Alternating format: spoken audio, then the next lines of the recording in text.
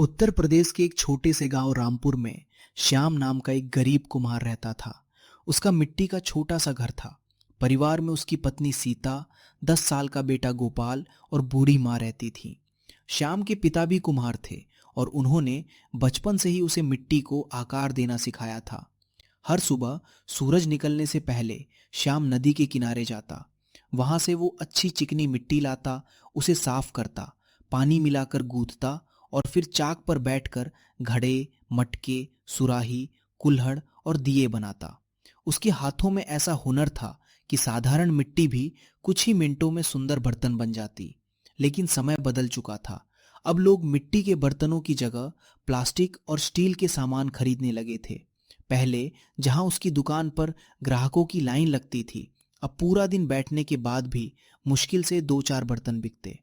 एक शाम श्याम थका हारा घर पहुंचा। उसकी जेब में सिर्फ 180 रुपए थे। पत्नी ने पूछा, आज इतने कम पैसे? श्याम ने मुस्कुराने की कोशिश की, लेकिन उसकी आंखों में चिंता साफ दिखाई दे रही थी। उसी समय उसका बेटा गोपाल स्कूल से आया। उसने धीरे से कहा, पिताजी, कल स्कूल की फीस जमा करनी है।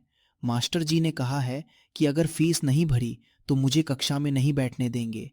श्याम कुछ पल के लिए चुप हो गया। उसके पास फीस भरने के पैसे नहीं थे। रात को पूरे परिवार ने सूखी रोटी और नमक खाकर पेट भरा। बूढ़ी माँ ने अपनी थाली का आधा हिस्सा गोपाल को दे दिया। श्याम ये सब देखकर अंदर ही अंदर टूट रहा था। अगली सुबह वो उम्मीद लेकर साप्ताहिक हाट में पहुंचा। उसने अपने सबसे सुंदर घड़े और कुल्हड़ सजाए। लोग आते, बर्तनों को देखते, उनकी तारीफ करते, लेकिन खरीदते नहीं। तभी शहर का एक बड़ा व्यापारी महेश अग्रवाल वहां पहुंचा। उसकी नजर श्याम के बनाए बर्तनों पर पड़ी। महेश ने एक घड़ा हाथ में लेकर कहा, काम तो अच्छा है, लेकिन इसकी कीमत क्या है? श्याम बोला, साहब, ये घड़ा 300 रुपये का है। महेश हंस पड़ा, 300 रुपये?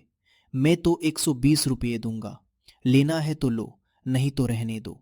श्याम ने विनम्रता से कहा, साहब, सिर्फ मिट्टी नहीं लगी है इसमें, कई घंटे की मेहनत और हुनर भी लगा है। इससे कम में बेचूंगा तो घर कैसे चलेगा? महेश बिना कुछ खरीदे वहां से चला गया। लेकिन जाते जाते उसने एक बार फिर पीछे मुड़कर श्याम के बर्तनों को ध्यान से देखा। श्याम को पता नहीं था कि उसकी कला किसी की नजर में आ चुकी है। उधर गोपाल की फीस अभी भी बाकी थी। घर में राशन लगभग खत्म हो चुका था और गांव के साहूकार ने भी चेतावनी दे दी थी कि अगर उधार नहीं चुकाया गया तो वो चाक और भट्ठी उठा ले जाएगा। उस रात श्याम ने आसमान की ओर देखते हुए मन ही मन कहा, हे भगवान, मैं मेहनत से कभी पीछे नहीं हटा, बस मेरी कला की लाज रख लेना। उसे नहीं पता था कि अगले ही कुछ दिनों में उसकी जिंदगी एक ऐसे मोड़ पर पहुंचने वाली है जहां उसका हुनर उसकी सबसे बड़ी ताकत भी बनेगा और सबसे बड़ी परीक्षा भी। अगली सुबह श्याम फिर अपनी भट्टी के पास बैठा मिट्टी के बर्तन बना रहा था, लेकिन उसके मन में बार बार वही बात घूम रही थी, बेटे की फीस, घर का राशन और साहूकार का कर्ज। उसी समय शहर का व्यापारी महेश अग्रवाल अपनी गाड़ी से उसके घर पहुंचा। इस बार उसके साथ 2 कर्मचारी भी थे। महेश ने मुस्कुराते हुए कहा, श्याम, मैंने तुम्हारे बनाए बर्तन ध्यान से देखे। तुम्हारे हाथों में बहुत हुनर है। मैं तुम्हें एक बड़ा ऑर्डर देना चाहता हूं। श्याम की आंखों में उम्मीद की चमक आ गई। कितने बर्तन चाहिए साहब? महेश बोला, 2000 कुल्हड़ और 500 घड़े, लेकिन एक शर्त है, सारा सामान 10 दिन में तैयार होना चाहिए। श्याम ने कुछ देर सोचा। ये काम अकेले करना आसान नहीं था, लेकिन इतने बड़े ऑर्डर से उसका कर्ज उतर सकता था। उसने हाँ कर दी। अगले 10 दिन श्याम और उसका परिवार दिन रात मेहनत करने लगे। उसकी पत्नी मिट्टी तैयार करती, बेटा कुल्हड़ों को धूप में सुखाता और बूढ़ी माँ तैयार बर्तनों को संभाल कर रखती। 10वें दिन तक पूरा ऑर्डर तैयार हो गया। महेश ट्रक लेकर आया। उसने सारा सामान लदवा लिया, लेकिन पैसे देने के समय बोला, अभी मेरे पास पूरे पैसे नहीं हैं, 2 दिन बाद शहर आकर ले जाना। श्याम को उसकी बात पर भरोसा हो गया। 2 दिन बाद वो शहर पहुंचा, लेकिन महेश के दफ्तर के बाहर चौकीदार ने उसे रोक दिया। साहब, किसी श्याम को नहीं जानते। श्याम हैरान रह गया। वो कई घंटे इंतजार करता रहा। आखिरकार महेश बाहर निकला। श्याम ने कहा, साहब, मेरे बर्तनों के पैसे। महेश ने ठंडे स्वर में कहा, कौन से पैसे? तुम्हारे बर्तन तो आधे टूटे हुए थे।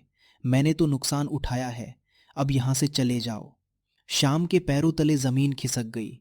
उसकी कई दिनों की मेहनत, उम्मीद और सपने एक पल में टूट गए। उदास होकर वो गांव लौट आया। घर पहुंचते ही उसकी पत्नी ने पूछा, पैसे मिल गए? श्याम चुपचाप बैठ गया। उसकी आंखों से आंसू निकल पड़े। सारी बात सुनकर पूरा परिवार दुखी हो गया। अगले ही दिन साहूकार घर आ गया। पैसे लाए? श्याम ने सिर झुका लिया।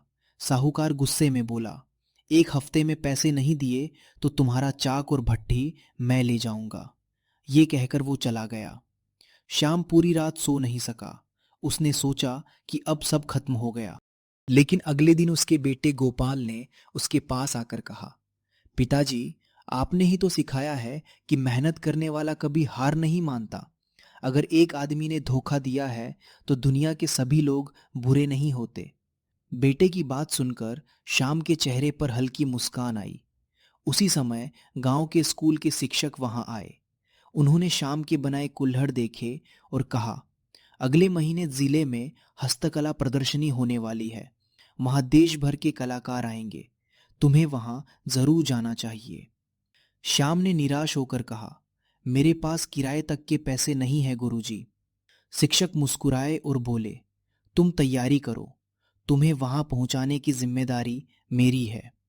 श्याम को पहली बार लगा कि शायद किस्मत उसे एक और मौका देने वाली है।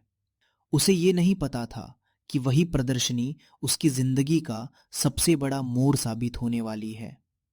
जिला हस्तकला प्रदर्शनी का दिन आ गया।